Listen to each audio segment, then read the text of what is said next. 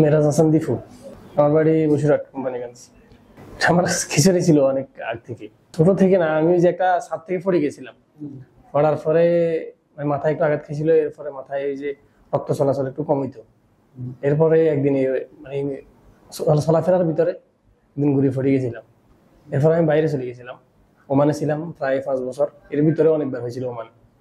এরপরে বাড়িতে আসার পরে আমার বাড়ির ভাষা একজন বলছিল আর কি যে এই জায়গায় নিয়ে ডাক্তার ইমাম স্যারকে দেখাও। পরে এর কাছে এসেছি, আজকে তো 9 মাস ট্রিটমেন্ট চলতেছে। এর ভিতরে আজকে 3 মাস কন্টিনিউ এগুলো নাই। সেটা ছিল অনেক বেশি ছিল, ঘুরে পড়ে যেতাম 2 ঘন্টা 3 ঘন্টা, এটা হুঁশ থাকতো না, সেন্সলেস হয়ে যেতাম একেবারে। অনেক বেশি হইতো তখন, মানে পুরো শরীর টায়ার্ড হয়ে যেত।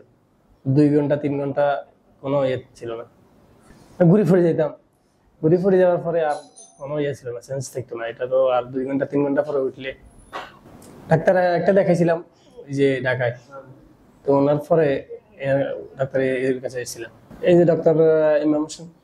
চিকিৎসা তো আজকে 3 মাস তো দেখতেছি। এর আগে যখন প্রথম, আজকে 9 মাস চলতেছে আমার চিকিৎসা, তো এর ভিতরে তো প্রথম কয় মাস ছিল, এরপরে আবার আজকে 3 মাস কন্টিনিউ যখন ওষুধ তো চেঞ্জ করে দিচ্ছে, তারপরে এখন মোটামুটি আজকে 3 মাস সুস্থ।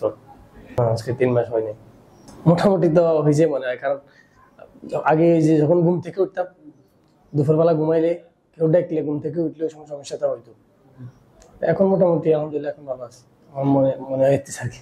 না, এখন আর আগের মতো এরকম হয় না।